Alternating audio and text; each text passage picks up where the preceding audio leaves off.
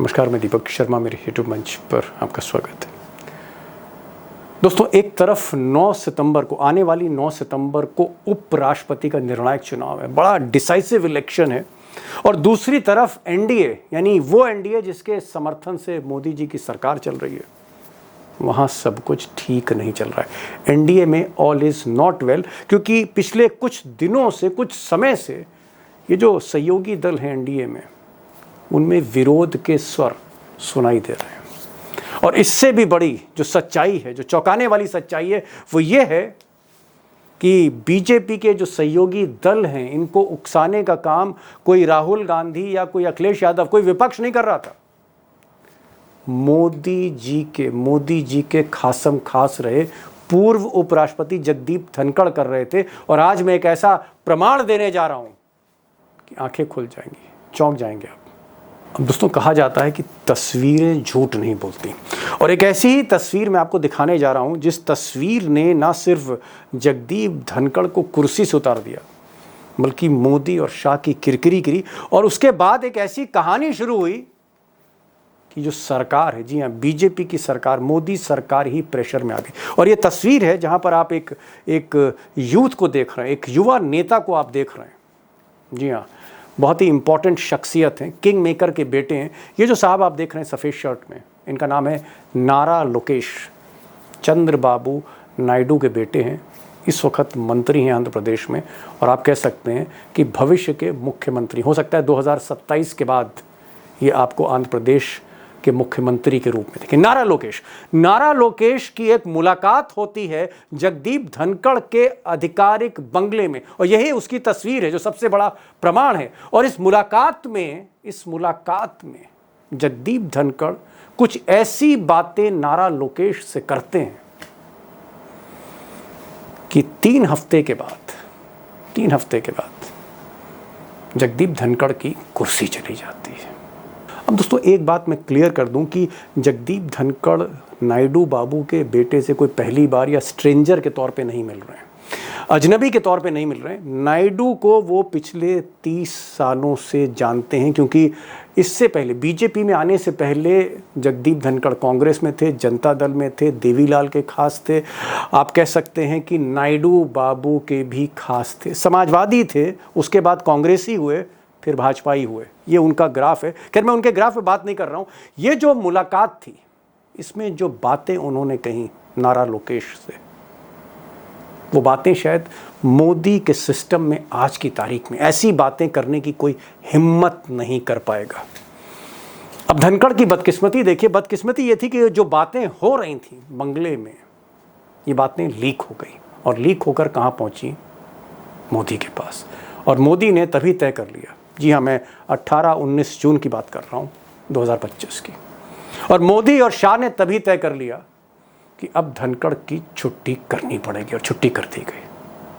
अब नायडू बाबू के बेटे और जगदीप धनखड़ के बीच ऐसी क्या बातचीत हुई कि मोदी तिल मिला गए, ये मैं आपको आगे बताऊंगा, तफसील से बताऊंगा, क्योंकि आज वो आदमी आपके सामने रूबरू होंगे इसी वीडियो में आगे, जो सारे किस्से को अंदर तक जानते हैं। वो आपको बताएंगे, खुद उनसे सुनिएगा आप।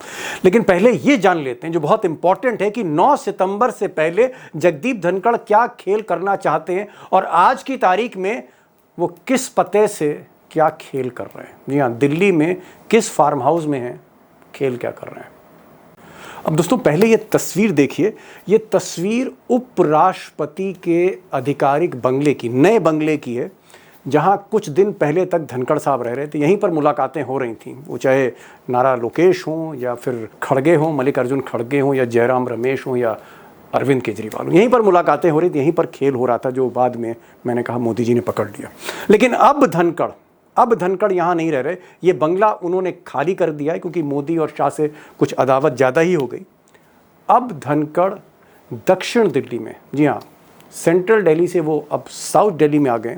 साउथ दिल्ली के छतरपुर एनक्लेव, बड़ा पॉश एरिया है, बड़े बड़े नेता यहाँ रहते हैं, बड़े बड़े इंडस्ट्रियलिस्ट रहते हैं।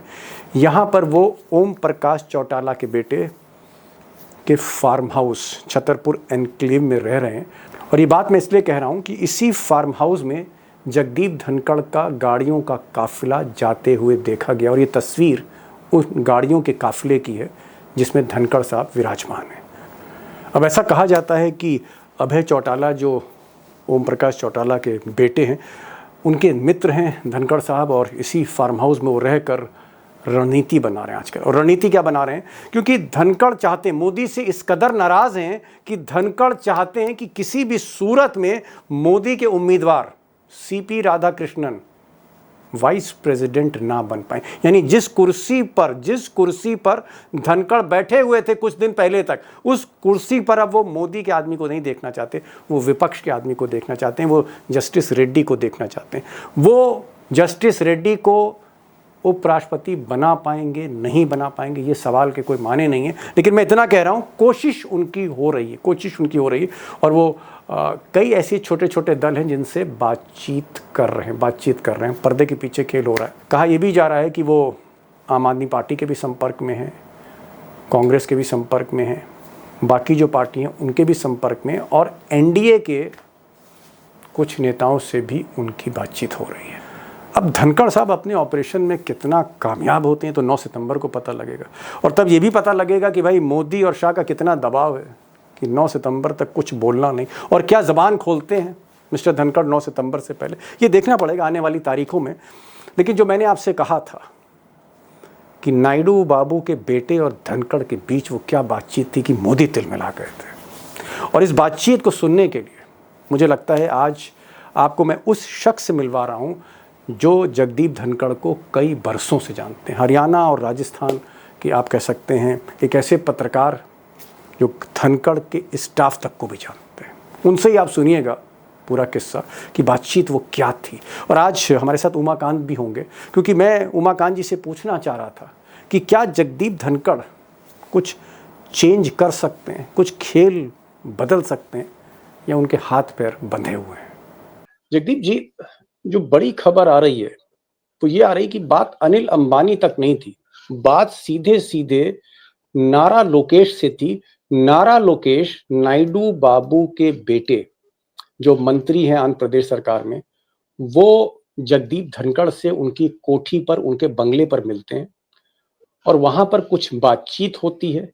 और उस वो जो बातचीत होती है वो कहीं ना कहीं रिकॉर्ड हो जाती है, लीक हो जाती है, और उसके बाद से उल्टी गिनती जगदीप धनखड़ की शुरू हो जाती।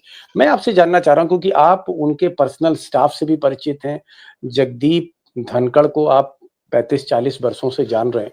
मैं ये चीज जानना चाह रहा हूं कि नायडू बाबू के बेटे से धनखड़ ने ऐसा क्या कह दिया कि पूरा खेल ही पलट गया। देखिए, जहां तक जगदीप धनखड़ का सवाल है, अगर इनकी राजनीति देखें और इनका अपना सैद्धांतिक अगर कोई स्टैंड की बात करें तो वो कभी रहा नहीं, और जहां तक इनकी राजनीति है वो हमेशा अवसरवादी राजनीति रही है। नेटवर्किंग इन्होंने कई पार्टियां बदली हैं और हमेशा अवसर की तलाश में रहे। अभी जिस तरह से इन्होंने अपनी तरफ से भारतीय जनता पार्टी के साथ जो साथ निभाया, और जिस तरह से उनके लिए विपक्षी दलों के साथ भी दो हाथ किए, लेकिन ये कुछ समय से लग रहा था कि कुछ ऐसी घटनाएं हो रही हैं जिससे ये अपने आप को बड़ा कंफर्टेबल नहीं महसूस कर रहे थे। और नारा लोकेश से जो मुलाकात हुई उसमें 18 जून को अनुमान है, और ये कहा जाता है कि इन्होंने नारा लोकेश को ये बोला कि अब कुछ ऐसा अवसर है, ऐसा समय है, आप जाइए अपने पिता को समझाइए और आप विपक्ष से कोई तालमेल बनाएं, और अब उस अवसर का वो अपना लाभ उठा सकते हैं।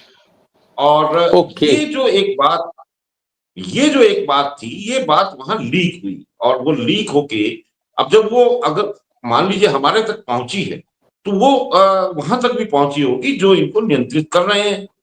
तो उसके बाद से ये लगने लगा था कि इन्होंने ये जो भी है अपने सारे जो चैनल हैं, उन्होंने अपने सारे चैनल्स को खंगाला और उसको कसा, और वो देख रहे थे, ऑब्जर्व कर रहे थे, और फाइनली उनको लगा कि इतना बड़ा खेल अगर हो सकता है या किया जा सकता है तो उसके लिए उन्होंने अपनी पूरी तैयारी की, और जिसका परिणाम 21 जुलाई। बड़ी बात आपने कही कि नायडू बाबू, हालांकि नायडू बाबू अगर मिलते एक बार वाइस प्रेसिडेंट से तो बात समझ में आती।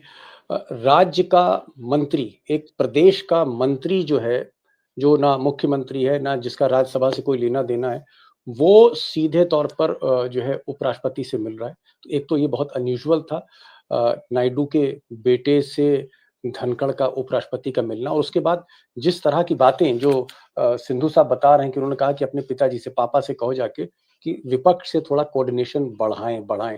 इसका मतलब कहीं ना कहीं उकसा रहे थे जो आरोप लग रहे थे।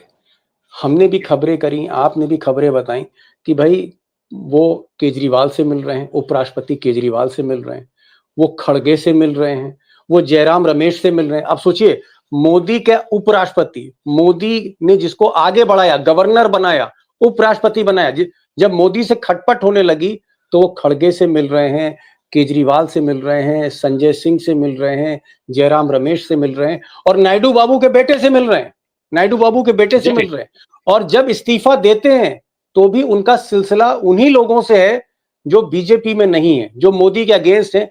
उन्हीं के साथ क्यों मिल रहे हैं, मैं ये जानना चाह रहा हूं कि धनखड़ इस वक्त एंटी मोदी लॉबी में क्यों घुल मिल रहे हैं। देखिए, मैं तो सबसे पहले ये कहूंगा, जो पार्लियामेंट की जो फॉर्मेशंस है, सत्ता पक्ष की, अपोजिशन की, उस फॉर्मेशंस का जो मैंने आकलन लगाया, उसके आधार पर ये बात कह सकता हूं कि धनखड़ साहब ने जो कुछ भी किया एज ए वाइस प्रेसिडेंट रहते हुए या चेयरमैन राज्यसभा रहते हुए, उन्होंने जो हैंडलिंग की अपोजिशन लीडर के साथ और इस तरह की बातें करना, लूज टॉक करना, सरकार गिरा दो, ये उनकी पॉलिटिकल इमेच्योरिटी का बहुत बड़ा उदाहरण है।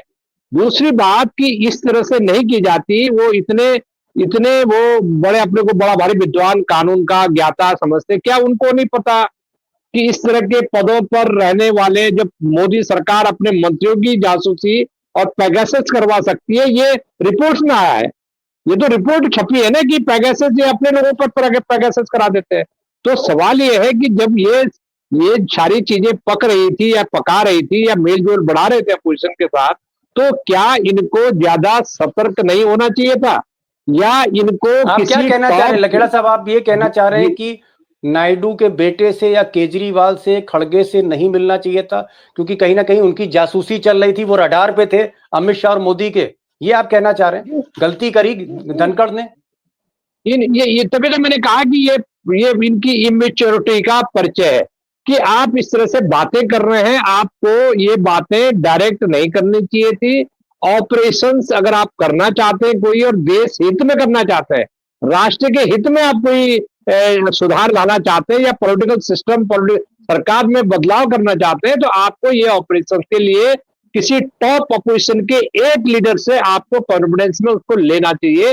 ये सरकार किसी तरह मुझे धक्का दे करके, आइसोलेट करके, मेरे पर कतर करके रखना चाहती है। दूसरा, ये प्रोटोकॉल की मांग कर रहे थे, ये बुलेट प्रूफ कार की मांग कर रहे थे, जो जो स्वीकार नहीं की गई। तो इनको ये समझ जाना चाहिए कि आपको कोई भी प्लान, पॉलिटिकल प्लान बनाना है, रोड मैप बनाना है, तो इतना फुल प्रूफ हो कि जब तक वो प्लान एग्जीक्यूट नहीं हो जाए, उसकी जानकारी भनक किसी को नहीं लगनी चाहिए। और ये नेताओं को अपने घर पे क्यों बुला रहे थे अपोजिशन लीडर को? इनको नहीं पता कि ये मोदी सरकार पसंद नहीं करेगी इस बात को। जी, बड़ी बात लखेड़ा साहब ने कही। उन्होंने कहा कि भाई मोदी और अमित शाह जो कदम कदम पर जासूसी करते हैं, एक इतिहास रहा है, और पेगासस जो एक सॉफ्टवेयर था जासूसी का, उसको लेकर इतना बड़ा जहां विवाद हुआ इस देश में, सतर्क रहना चाहिए था उपराष्ट्रपति को। अगर वो मोदी से नाराज चल रहे थे, उनकी मोदी के साथ खटपट थी, तो कम से कम उनको एहतियात बरतनी चाहिए थी।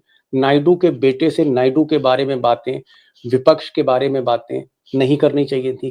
केजरीवाल को घर पे नहीं बुलाना चाहिए था। जयराम रमेश से चुपचाप घर पे नहीं मिलना चाहिए था।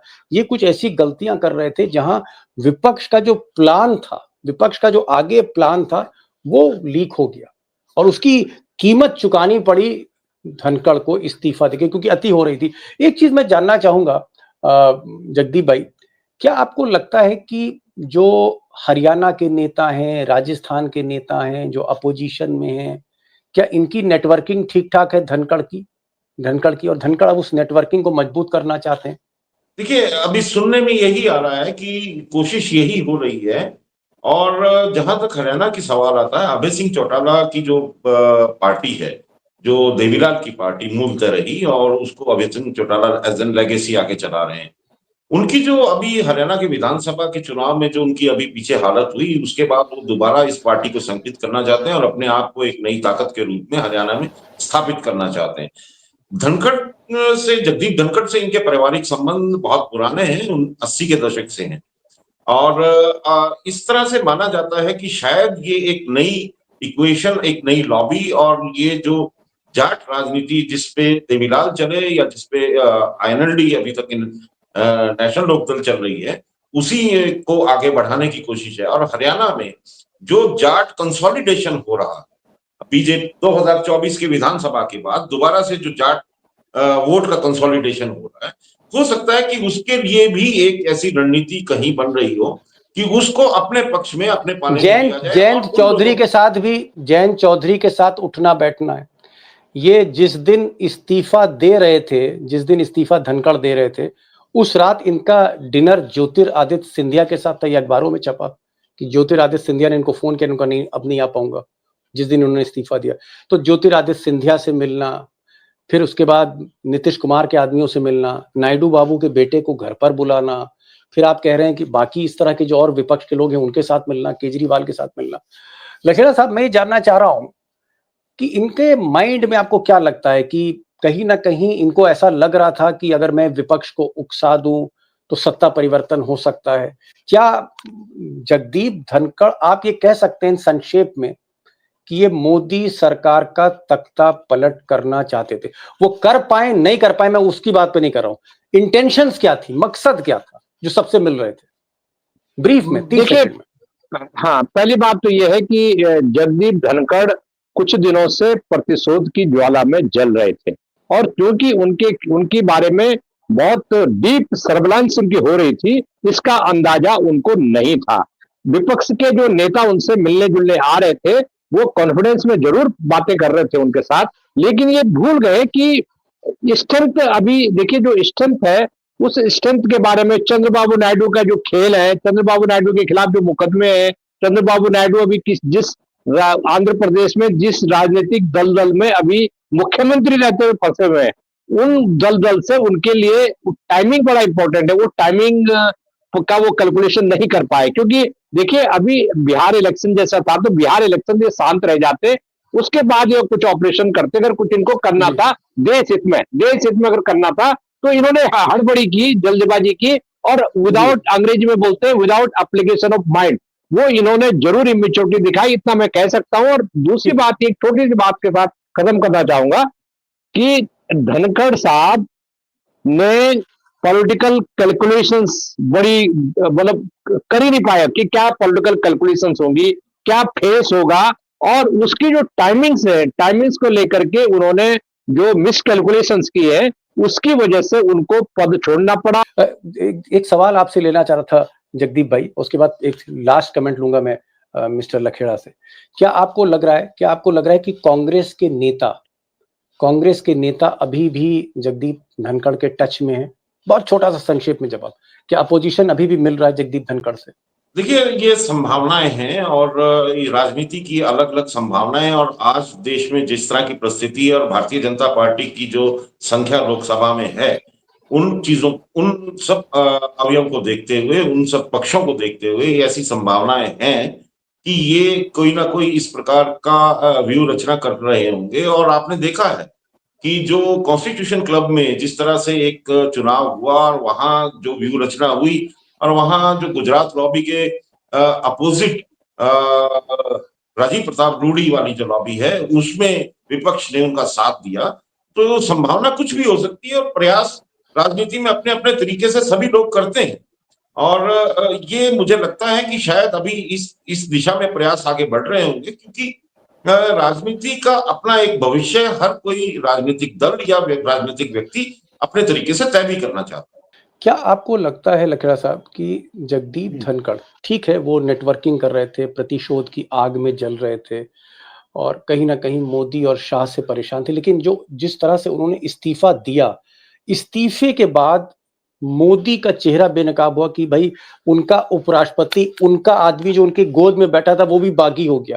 क्या मोदी और शाह पर प्रेशर हुआ? क्या मोदी और शाह की किरकिरी हुई इस इस्तीफे के बाद? दीपक जी, किरकिरी ने मिट्टी पलीत हुई। मैंने तो देखा ओहो। ना कि 35 साल, मैंने तो कभी देखा नहीं ना कि उपराष्ट्रपति पद जो चेयरमैन राज्यसभा है उच्च सदन का, वो उसको संचालित करते हैं। मेन काम ही उनका वही होता है उपराष्ट्रपति का। आपने उनको इतना बेइज्जत होकर के बाहर निकाला, और उससे जो दुनिया में मोदी सरकार की, भारत में तो जो छवि हुई होगी वो तो है ही। यहाँ 250 तो दूतावास है भारत के। तो उनको ये पता लग गया कि इतने बड़े सेकंड राष्ट्रपति के बाद उपराष्ट्रपति होता है, इतना सर्वोच्च, दूसरा सर्वोच्च पद होता है उपराष्ट्रपति का, उसको इन्होंने इतना बेइज्जत करके निकाल दिया। और इतना हंगामा, पॉलिटिकल हंगामा हुआ, जी। सरकार को किरकिरी हुई, और सरकार को ये प्रूफ हो गया कि सरकार जो है, चाहे कोई भी व्यक्ति हो, इतने संवैधानिक पदों पर बैठे हुए व्यक्तियों को सरकार, ये मोदी सरकार कुछ समझती ही नहीं है, उनको अपनी जी। जेब में रखती है। लखेड़ा साहब ने एक बड़ी बात की। उन्होंने कहा कि भले ही आज उपराष्ट्रपति, पूर्व उपराष्ट्रपति जगदीप धनखड़ जीरो हो गए हों, बंगला चला गया हो, कुर्सी चली गई हो, लेकिन जिस तरह से इस्तीफा दिया मोदी और शाह की, उनका मट्टी पलीत कर दी, एक तरह से किरकरी की, क्योंकि पूरे दुनिया में ये बात मैसेज गया कि इस देश में, दुनिया के सबसे बड़े लोकतंत्र में, जिसका नेतृत्व आज की तारीख में मोदी कर रहे हैं, वहां पर उपराष्ट्रपति जैसा जैसा दूसरा बड़ा नागरिक राष्ट्रपति के बाद, second most important functionary of the government, वो भी एक मोहरा है, वो भी एक प्यादा है मोदी के सिस्टम का, उपराष्ट्रपति भी प्यादा है। ये बात सामने आई और एक प्रेशर मोदी पर बढ़ा है। जगदीप भाई, आपका भी बहुत बहुत शुक्रिया। लखेड़ा साहब, आपका भी बहुत बहुत शुक्रिया।